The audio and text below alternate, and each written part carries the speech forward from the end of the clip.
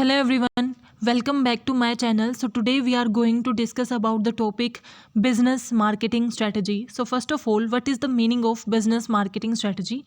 So business marketing strategy refers to an organization overall game plan for achieving the marketing objective of an organization. So name he suggest कर रहे हैं business marketing strategy, यानी कि आपके business की क्या marketing strategy है और strategy क्यों बनाई जाती है. देखो हमने ये अपनी previous वीडियो में बहुत बार डिस्कस किया है that what do you mean by strategy.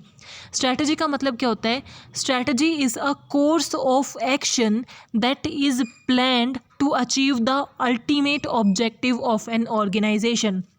कि कोई भी स्ट्रैटेजी अगर एक ऑर्गेनाइजेशन में बनाई जाती है तो वो क्यों बनाई जाती है, ताकि वो अपने ऑब्जेक्टिव को अचीव कर सके. और अगर मार्केटिंग स्ट्रैटेजी है तो सिंपल सी बात क्या है, मार्केटिंग स्ट्रैटेजी क्यों बनाई गई होगी, ताकि एक बिजनेस अपने मार्केटिंग ऑब्जेक्टिव को अचीव कर सके. That is business marketing strategy. So business marketing strategy एक कोर्स ऑफ एक्शन है और एक ओवरऑल गेम प्लान है जो एक ऑर्गेनाइजेशन ने बनाया है ताकि वो अपने मार्केटिंग ऑब्जेक्टिव को अचीव कर सके. मार्केटिंग का मतलब क्या होता है, ये आइडेंटिफाई करना कि कस्टमर को क्या रिक्वायरमेंट है और वही प्रोडक्ट बना के उन्हें सर्व करना, प्रमोट करके कम्युनिकेट करना, दैट इज़ मार्केटिंग. तो अपनी मार्केटिंग को कंप्लीट करने के लिए जो स्ट्रैटेजी बनाई जाती है that is business marketing strategy. इसके 3 इंपॉर्टेंट एलिमेंट होते हैं. First is STP, segmentation, targeting and positioning. Second is value creation and third is marketing mix. आज इन्हीं तीनों एलिमेंट को हम क्या करेंगे, स्टडी करेंगे.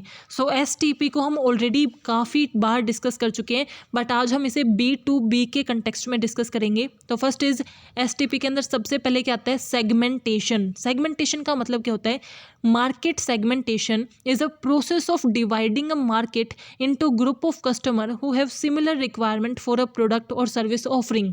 कि आपकी ऑर्गेनाइजेशन, मान लो आपकी एक ऑर्गेनाइजेशन है, अब वो पूरे मार्केट को सर्व नहीं कर सकती, उनके पास उतना टाइम या रिसोर्सेज नहीं है. लिमिटेड रिसोर्सेज होने की वजह से वो क्या करती हैं, सिर्फ सोचती हैं कि एक पर्टिकुलर स्पेस को ही वो क्या कर सकती है, कवर कर सकती हैं. तो मार्केट को डिवाइड करना ताकि उसमें से एक पर्टिकुलर सेगमेंट को चूज़ किया जा सके, दैट इज़ मार्केट सेगमेंटेशन. तो मार्केट सेगमेंटेशन क्या है, एक प्रोसेस है जिसके थ्रू हम कंप्लीट मार्केट को डिवाइड कर देते हैं सब सेगमेंट्स के अंदर, जो डिफरेंट बेसिस पे होता है. कि आप जोग्राफिकल बेसिस पे कर सकते हो, डेमोग्राफिक बेसिस पे कर सकते हो, सो दैट आप क्या कर सको, एक पर्टिकुलर सेगमेंट को डिसाइड कर सको कि इन्हीं के लिए हम प्रोडक्ट बनाएंगे. That is market segmentation. और B2B कंटेक्स्ट में ये कैसे होगा, वेट अ सेकेंड. अगर B2B का कंटेक्स्ट है, यानी कि बिजनेस टू बिजनेस अगर हम डील कर रहे हैं, एक A बिजनेस है वो बाकी बिजनेस के साथ ही डील कर रहा है, कस्टमर को सर्व नहीं कर रहा, बिजनेस को सर्व कर रहे हैं. जैसे हम एग्जांपल लेते हैं कि B जो बिजनेस है वो चॉकलेट बनाता है और उसके लिए उन्हें रॉ मटेरियल की रिक्वायरमेंट है, तो वो रॉ मटेरियल किससे लेता है, A बिजनेस से. तो ये भी एक बिजनेस है, ये भी एक बिजनेस है, और देन ये क्या करते हैं, कस्टमर को प्रोवाइड करते हैं. सो कस्टमर तो ये है ना, कस्टमर के साथ तो B और C डील कर रहे हैं. तो B2C तो ये हुआ. B2B का मतलब क्या है, जब दो बिजनेस आपस में बाइंग सेलिंग करते हैं तो A और B के बीच में क्या हो रही है, B2B ट्रांजैक्शन हो रही है. तो इन दोनों के बीच में जो B2B ट्रांजैक्शन है उसी के अंदर STP, वैल्यू क्रिएशन और मार्केटिंग मिक्स हमें पढ़ना है, क्योंकि वैसे STP B2C के कंटेक्स्ट में हम पढ़ चुके हैं. आज हम पढ़ेंगे कि किस तरीके से दो बिजनेस जब ये डिसाइड करते हैं कि उन्हें किस बिजनेस के साथ डील करना है, किसके साथ नहीं करना, दैट इज़ B2B मार्केटिंग. जैसे कि A बिजनेस है, वो क्या कर सकता है, उसके पास रॉ मटेरियल है जो उसे सप्लाई करना है. अब उसे वो किसे सप्लाई करना है, वो पूरे मार्केट को सप्लाई नहीं कर सकता, सभी बिजनेसेस को सप्लाई नहीं करना. तो वो क्या करेगा, एक सेलेक्ट करेगा ना, एक जोन को सेलेक्ट करेगा कि इस पर्टिकुलर टाइप के बिजनेस को मुझे रॉ मटेरियल सप्लाई करना है. उसके पास बहुत से अपॉर्चुनिटीज़ हैं कि वो इसे कर सकता है, इसे. तो वो किसे करेगा, उस ऑप्शन को सेलेक्ट करने के लिए वो अपने मार्केट को क्या करेगा, सेगमेंट करेगा. उसी को हम क्या बोलते हैं, मार्केट सेगमेंटेशन. सो सेगमेंटेशन का मीनिंग क्या हो गया, डिवाइड करना मार्केट को. और उसकी प्रोसेस क्या होती है, 4 स्टेप प्रोसेस होती है. कि सबसे पहले ये करने के लिए आपको क्या करना पड़ेगा, मार्केटिंग रिसर्च करनी पड़ेगी. कि आप अपने मार्केट को डिवाइड करोगे सेगमेंट्स के अंदर, तो किस तरीके से आप सेगमेंट को सेलेक्ट करोगे, उसके लिए आपके पास क्या होनी चाहिए, इन्फॉर्मेशन होनी चाहिए. कि भाई मैं किस बेस पे कर सकता हूँ, मुझे कौन से बिजनेस के साथ डील करना है. देखो B2B हमेशा माइंड में रखना, क्योंकि हम B2B कंटेक्स्ट में बात कर रहे हैं. तो मैं एक बिज़नेस हूँ जिसके पास रॉ मटेरियल है, वो रॉ मटेरियल मुझे किसे सर्व करना है, इस चीज़ को डिसाइड करने के लिए सबसे पहले मेरे पास इन्फॉर्मेशन होनी चाहिए कि मैं मार्केट को कैसे डिवाइड करूँ, किस बेसिस पे डिवाइड कर सकता हूँ। इंडस्ट्री के बेस पे कर सकता हूँ, साइज़ के बेस पे कर सकता हूँ, बेनिफिट के बेस पे कर सकता हूँ, किस बेस पे मुझे डिवाइड करना है। तो सबसे पहले मुझे मार्केटिंग रिसर्च करनी है ताकि मेरे पास इन्फॉर्मेशन आ जाए रिगार्डिंग सेगमेंट्स।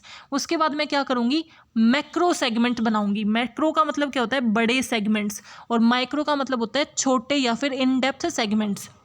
तो जब मैंने एक बारी रिसर्च कर ली, मेरे पास इन्फॉर्मेशन आ गई, उसके बाद मेरा काम क्या होगा, मैक्रो सेगमेंट्स बनाना, यानी कि मोटे मोटे लेवल पे मैं क्या कर दूँ, डिफ्रेंशिएट कर दूँ। फॉर एग्जांपल मैंने बिजनेस को कैसे डिफ्रेंशिएट किया, इंडस्ट्री के बेस पे कर दिया कि मैं जो हमारी टेलीकॉम इंडस्ट्री है उसे सर्व करना चाहती हूँ इंडस्ट्री, या फिर एंटरटेनमेंट इंडस्ट्री को सप्लाई करना चाहती हूँ, जो टेक्सटाइल इंडस्ट्री है उसे, या अदर किसी इंडस्ट्री को सप्लाई करना चाहती हूँ। तो ये मैंने ब्रॉडर लेवल पे क्या कर दिया, उन्हें सेगमेंट में डिवाइड कर दिया। बट जब मैंने देखा कि चारों की रिक्वायरमेंट ऑलमोस्ट सिमिलर है, तो फिर मुझे लगता है कि इस सेगमेंट से तो कुछ डिफरेंशिएशन बना ही नहीं। मतलब टुकड़े तो हम तभी करेंगे ना जब एक टुकड़ा दूसरे टुकड़े के डिफरेंट होगा।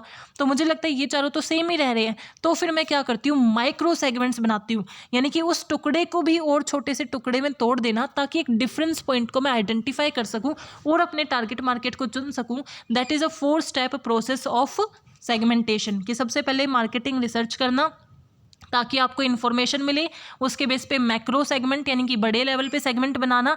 और अगर आपको लगता है कि जो बड़े लेवल पे आपने सेगमेंटेशन की है उससे आप डिफरेंशिएट कर पा रहे हो, कि आपने मान लो ये बड़े लेवल पे सेगमेंटेशन की, A B C D segment बनाए, और आपको लग रहा है कि A सेगमेंट जो है वो बाकी सभी सेगमेंट से अलग है, B सबसे अलग है, तो इसका मतलब आपने सही सेगमेंट किया, तो आप सीधा टारगेटिंग के लिए जा सकते हो। बट जब आपको ये लगता है कि जो सेगमेंट आपने चुना है वो बाकियों से कुछ खास डिफरेंट नहीं है, सब आपस में सिमिलर है, तो फिर आपको क्या करना पड़ता है, माइक्रो सेगमेंटेशन के लिए जाना पड़ता है, एंड देन उस माइक्रो में से टारगेटेड को चुनना पड़ता है। So that is 4 step process of segmentation, जिसको हम अगेन 1 बाय 1 डिस्कस करते हैं। इसके अंदर आप ये चार्ट बना सकते हो कि सबसे पहले क्या करना, मार्केटिंग रिसर्च करना, फिर मैक्रो सेगमेंट को आइडेंटिफाई करना, सेलेक्ट करना। जब मैक्रो सेगमेंट को आपने सेलेक्ट किया, यानी कि ब्रॉडर लेवल वाले को सेलेक्ट करके उसे इवेल्युएट किया, इवेल्युएट करके अगर आपको ये लगता है कि हाँ भाई जो मेरा मैक्रो सेगमेंट है वो डिफरेंट है, सबसे अलग है और सही है, तो डायरेक्टली उसे मैं क्या करूँगी, टारगेट कर दूंगी। बट अगर नहीं, इफ़ नो, अगर आपको लगता है कि जो आपका मैक्रो सेगमेंट है उसके अंदर कोई डिफ्रेंसिएशन खास बन नहीं रहा, हम अच्छे से सेगमेंट नहीं कर पा रहे, then you have to go for meaningful micro segment, कि और माइक्रो सेगमेंट बनाओ, वेरियस सेगमेंट्स आप बना लो, और उसमें से किसी एक माइक्रो सेगमेंट को आप सेलेक्ट कर लो जिसे आप सर्व करोगे, और उसे एज यूर टारगेट मार्केट क्या कर दो, डेटरमाइन कर दो। That is the process of segmentation.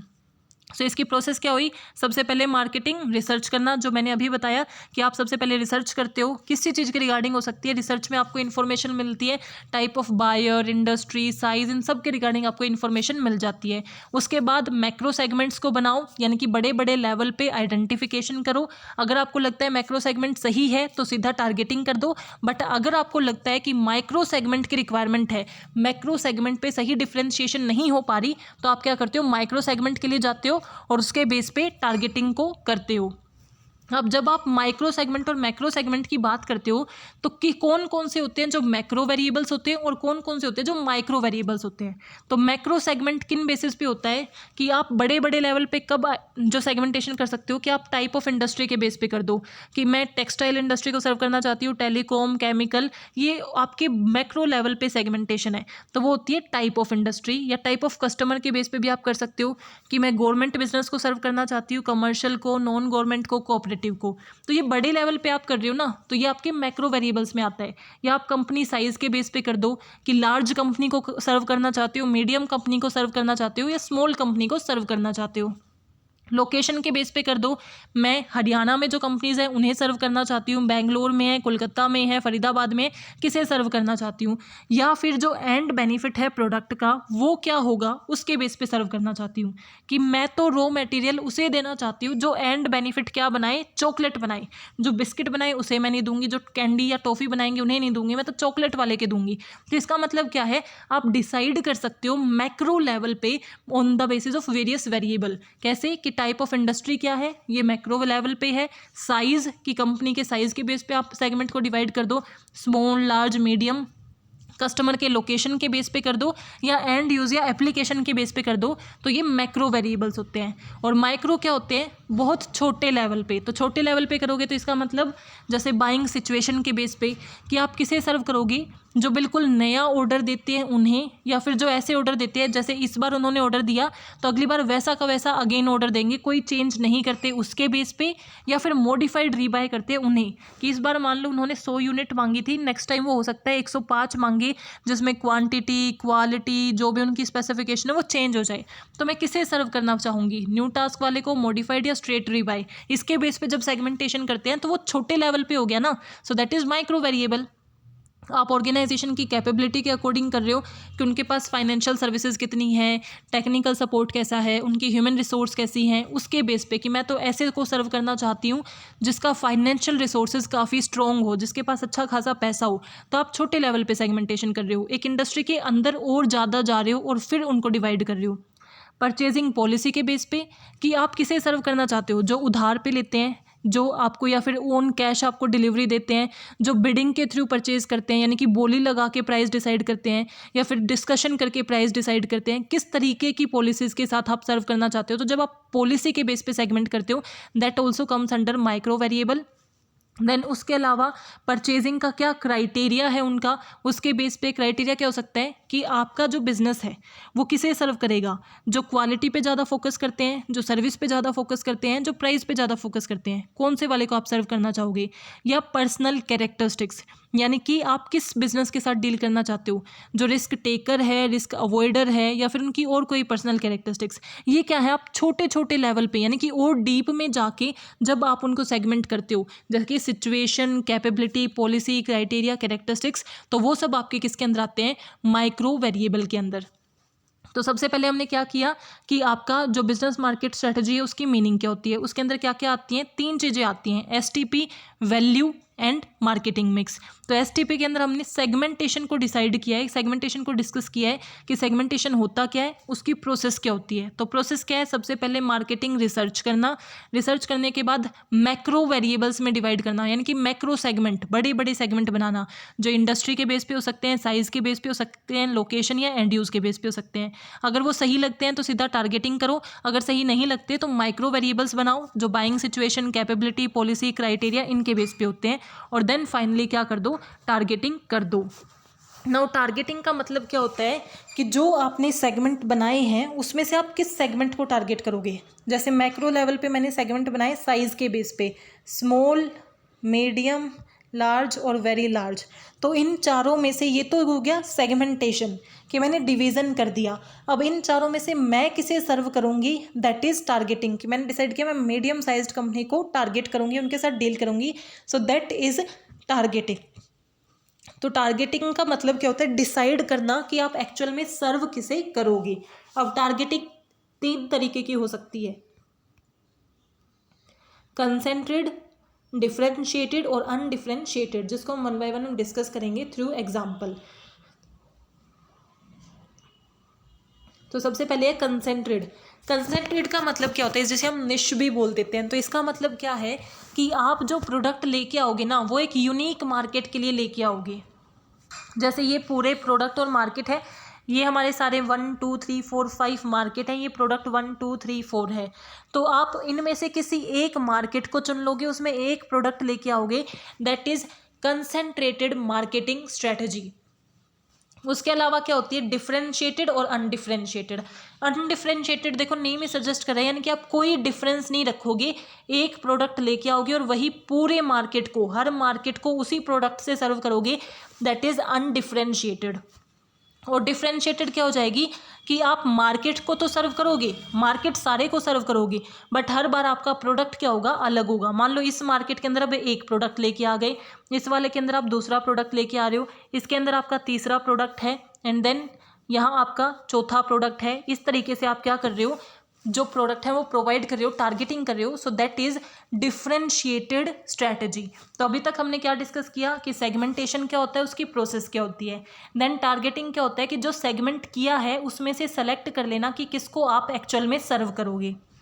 वो 3 तरीके की हो सकती है, कंसेंट्रेटेड, डिफरेंशिएटेड और अनडिफरेंशिएटेड। कंसेंट्रेटेड का मतलब क्या है कि जितने भी मार्केट हैं उसमें से एक मार्केट और एक प्रोडक्ट को सेलेक्ट कर लेना। अनडिफरेंशिएटेड यानी कि बिना किसी डिफरेंस के एक ही प्रोडक्ट के साथ कंप्लीट मार्केट में सर्व करना।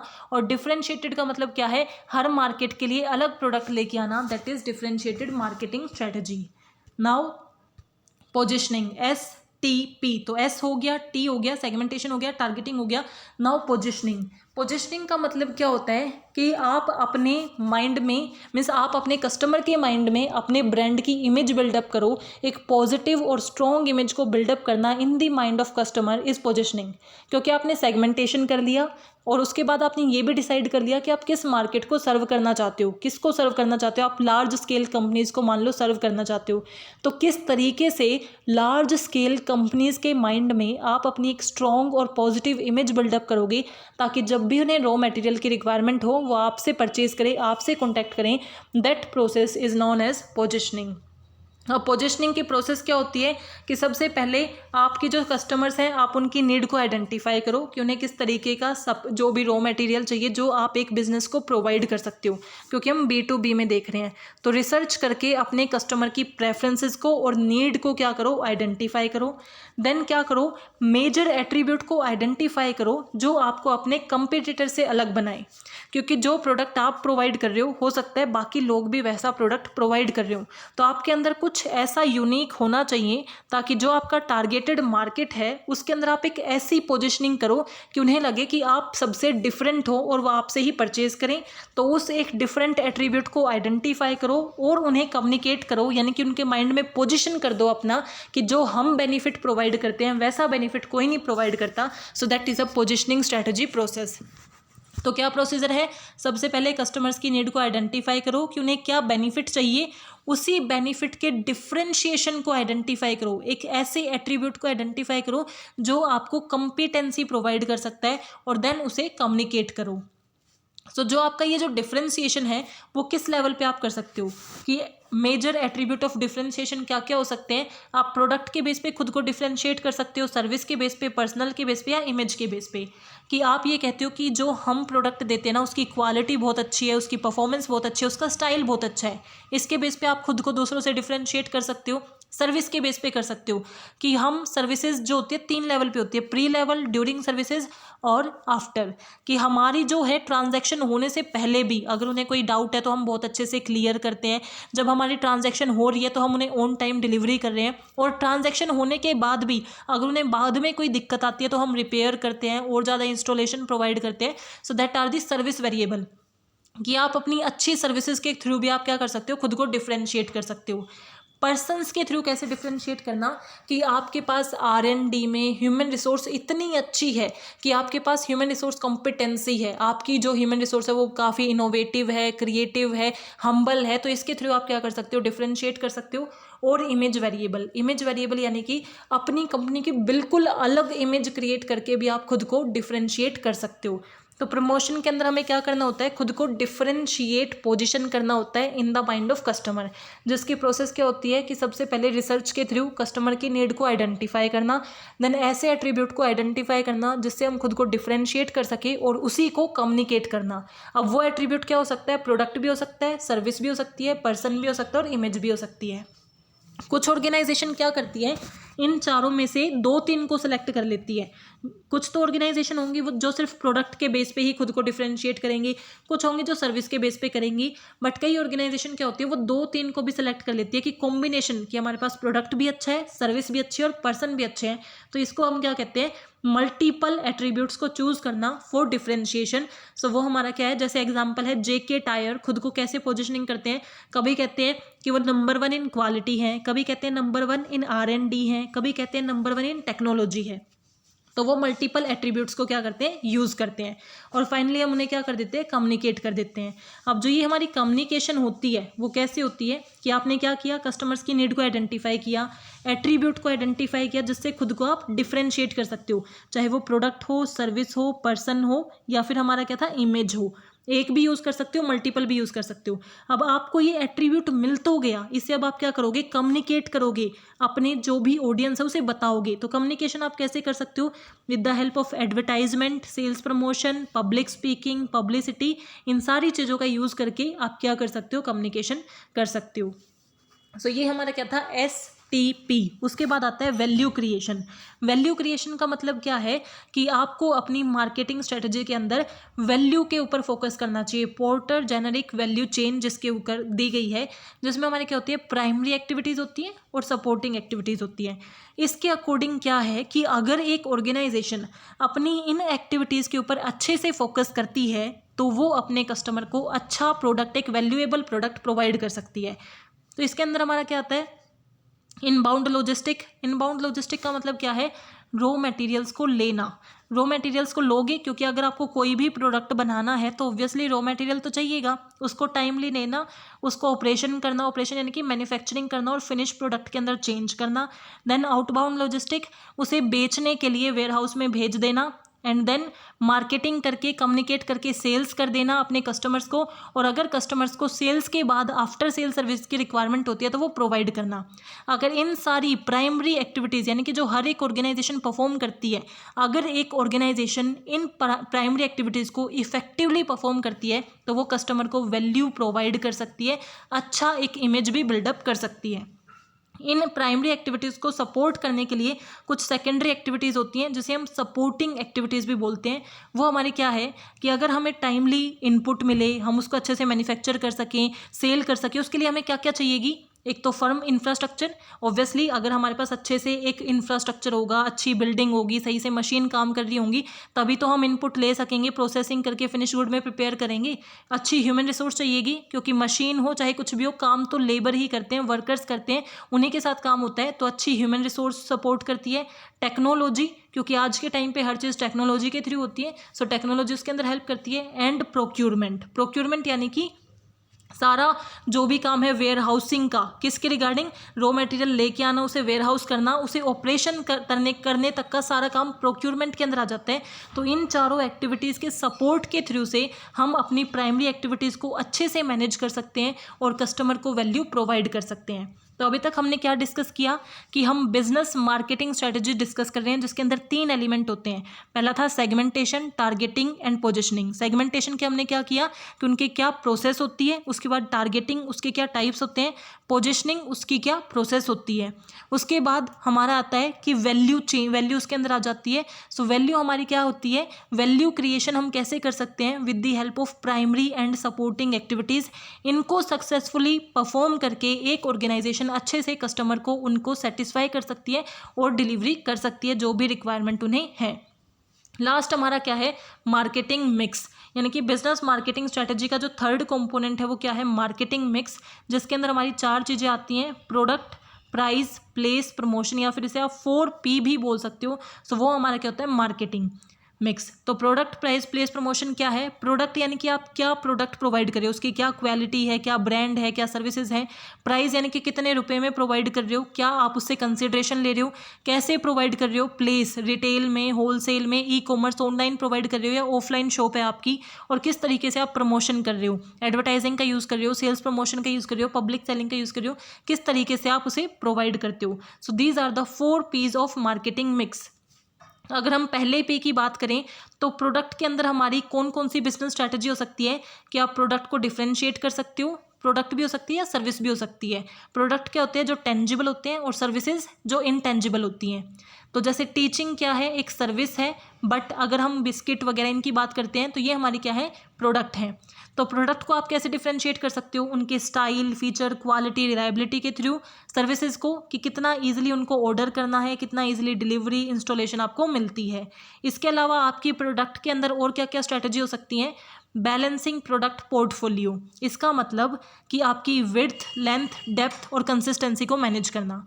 जैसे एक ऑर्गेनाइजेशन है, यहाँ हमने कोका कोला का एग्जाम्पल लिया हुआ है, वही हम लेते हैं। इसकी विड्थ क्या होंगी कि कितनी प्रोडक्ट लाइन एक ऑर्गेनाइजेशन के अंदर है वो उसकी विड्थ होती है। जैसे कोका कोला 2 मेजर चीज़ें में प्रोवाइड करता है, soft drink and minute made. तो इसकी प्रोडक्ट विड्थ कितनी हो गई, 2। प्रोडक्ट लाइन लेंथ का मतलब क्या होता है कितनी लाइन है दैट इज़ विड्थ, और एक लाइन की कितनी लेंथ है, यानी कि इस लाइन के अंदर कितने प्रोडक्ट हैं 1 2 3 4 5। तो पहली प्रोडक्ट लाइन की लेंथ कितनी हो गई 5, दूसरे के अंदर कितने हैं 4, तो दूसरे की कितनी हो गई 4। तो इसका मतलब हमारी विड्थ कितनी है, विड्थ यानी कि what are the number of lines, तो नंबर ऑफ लाइन हमारी कितनी है 1 एंड 2, तो प्रोडक्ट मिक्स विड्थ हमारी हुई 2। देन प्रोडक्ट लाइन की लेंथ, यानी कि एक लाइन की क्या लेंथ है, तो पहले की लेंथ है 5 और दूसरी की लेंथ है 4। Then product mix depth, depth का मतलब क्या है, जो लेंथ के अंदर प्रोडक्ट है उसके अंदर भी कितने वेरिएशंस हैं। अगर मान लो कोका कोला के अंदर भी अलग अलग वेरिएशन होता, अलग अलग फ्लेवर में होती, तो वो हमारी क्या हो जाती प्रोडक्ट मिक्स डेप्थ। और उसके बाद होती है कंसिस्टेंसी। कंसिस्टेंसी का मतलब क्या है, एक लाइन दूसरी लाइन के कितने रिलेटेड है। जैसे सॉफ्ट ड्रिंक और मिनट मेड आपस में रिलेटेड है तो इसका मतलब कंसिस्टेंसी है, बट सॉफ्ट ड्रिंक और यहाँ पे हम लैपटॉप प्रोवाइड कर रहे हैं तो इसका मतलब ये तो बिल्कुल अनरिलेटेड है ना, तो वहाँ पे कंसिस्टेंसी नहीं है। ये हमारी क्या होती है फर्स्ट पी, प्रोडक्ट के रिगार्डिंग स्ट्रैटेजी है कि आप पोर्टफोलियो मैनेज कर सकते हो, और डिफरेंशिएशन। देन प्राइसिंग, प्रोडक्ट, उसके बाद प्राइस, प्राइस की क्या क्या स्ट्रैटेजी हो सकती है कि आप कॉस्ट प्लस प्राइसिंग का यूज़ कर सकते हो, कि जितना पैसा आपको उसे में उसके बनाने में लगा है उसके अंदर अपना मार्जिन ऐड करें, कि मुझे 10 रुपये बनाने में लगी, 5 रुपये मुझे प्रॉफिट चाहिए तो 15 रुपये का प्राइस हम रखेंगे, वो होती है cost plus pricing. Competitive pricing का मतलब क्या है कि जितना कंपीटिटर रख रहे हैं उतना ही हम चार्ज करेंगे। Value based pricing, value based pricing यानी कि कस्टमर को क्या लगता है उसकी क्या वैल्यू होगी। जैसे आप कोई चीज़ खरीदने जाओ तो आप ऐसे एनालाइज करते हो ना कि मेरे हिसाब से तो ये 100-200 रुपये की है, तो उसके अकॉर्डिंग प्राइसिंग रखना, that is value based pricing. Price skimming, price skimming का मतलब क्या है, शुरुआत में हाई प्राइजेस रखना और टाइम के साथ उन्हें लो कर देना जब बाकी लोग भी वैसे ही प्रोडक्ट बनाने लग जाएं, that is price skimming. Penetration pricing उसका उल्टा होता है, शुरू में लो प्राइस रखना और बाद में मीन्स मार्केट को पेनिट्रेट, लार्ज मार्केट को कवर करने के बाद उन्हें धीरे धीरे बढ़ाना शुरू कर देना। प्रीमियम प्राइसिंग यानी कि आप हाई प्राइस रखते हो क्योंकि आपको लगता है कि आप premium high luxurious product provide कर रहे हो। Bundle pricing strategy, bundle pricing strategy का मतलब क्या है, एक बंडल प्रोवाइड करना जिसके अंदर नंबर ऑफ प्रोडक्ट होंगे और उनका प्राइस डिसाइड करना। जैसे आप एक चॉकलेट और एक बिस्किट लेते हो तो ये 10 रुपये की और ये 10 रुपये की, बट अगर आप दोनों इकट्ठा लोगे तो वो 15 रुपये का हो जाए, तो वो हमारी होती है bundle pricing strategy. Then psychological pricing strategy, इसका मतलब आप ह्यूमन साइकोलॉजी के साथ खेलते हो कि हमें क्या लगता है 99 हमें कम लगता है और 100 हमें ज़्यादा लगता है, तो हर एक को ऐसे नंबरिंग के साथ प्राइसिंग करना ताकि आप ह्यूमन साइकोलॉजी के साथ प्ले कर सको, दैट इज़ साइकोलॉजिकल प्राइसिंग। तो मार्केटिंग मिक्स के 2 P हमने डिस्कस कर लिए, first product, second pricing. Product की स्ट्रैटेजी क्या थी, डिफरेंशिएटिंग और पोर्टफोलियो मैनेजमेंट। प्राइसिंग की स्ट्रैटेजी हमने देख ली। प्रमोशन की क्या क्या स्ट्रैटेजी होती है कि आप एडवर्टाइजिंग का यूज़ कर सकते हो, पब्लिक रिलेशन का यूज़ कर सकते हो, सेल्स प्रमोशन का यूज़ कर सकते हो, पर्सनल सेलिंग का यूज़ कर सकते हो। These are the various promotional strategy. उसके अलावा जैसे कंटेंट मार्केटिंग, डिजिटल मार्केटिंग, ये सब आपकी प्रमोशनल स्ट्रैटेजी में आता है। Then place strategy, place strategy के अंदर आपका क्या आता है कि आप कहाँ कहाँ पे अपना प्रोडक्ट अवेलेबल कराओगे, ऑफलाइन सेलिंग करोगे या ऑनलाइन सेलिंग करोगे। और उसके अंदर भी 3 तरीके के डिस्ट्रीब्यूशन होते हैं, इंटेंसिव, एक्सक्लूसिव और सेलेक्टिव। इंटेंसिव का मतलब क्या है, हर जगह पे आपका प्रोडक्ट मिलेगा, आप किसी भी शॉप पे लेना चाहोगे हर जगह, जैसे चॉकलेट होते हैं, ये जो आपकी बिस्किट्स वगैरह होते हैं ये हर जगह अवेलेबल होते हैं, ब्रेड्स होती हैं, तो ये आपका क्या है इंटेंसिव डिस्ट्रीब्यूशन। वो ज़्यादातर सॉफ्ट ड्रिंक इन्हीं चीज़ों के लिए किया जाता है। एक्सक्लूसिव का मतलब क्या है, जो इंटेंसिव के बिल्कुल अपोजिट है, कि सिर्फ लिमिटेड एरिया पे 1-2 आउटलेट मिलेंगे वहीं पे, जैसे एप्पल के स्टोर्स हैं, सैमसंग के स्टोर हैं, ऐसा तो नहीं है ना कि हर एक गली में एप्पल का स्टोर है, नहीं, तो वो क्या है आपके एक्सक्लूसिव डिस्ट्रीब्यूशन। और सेलेक्टिव दोनों के मीडियम में जो आता है। सेलेक्टिव का मतलब क्या है, नंबर ऑफ होंगे, एक्सक्लूसिव से ज़्यादा होंगे बट इंटेंसिव से कम होंगे, वो हमारा होता है selective distribution. So these are the various strategies regarding price. तो आज हमने क्या डिस्कस किया कि बिजनेस मार्केटिंग स्ट्रैटेजी क्या होता है। उसके अंदर सबसे पहले स्ट्रैटेजी के अंदर सेगमेंटेशन, टारगेटिंग एंड पोजिशनिंग जो पहला एलिमेंट था, then value creation second element, and then third marketing mix जिसके अंदर प्रोडक्ट, प्राइस, प्लेस, प्रमोशन जो हमारा फोर्थ एलिमेंट था। So I hope you are clear with this topic. If you have any doubt please mention in comment section. Thank you, keep supporting.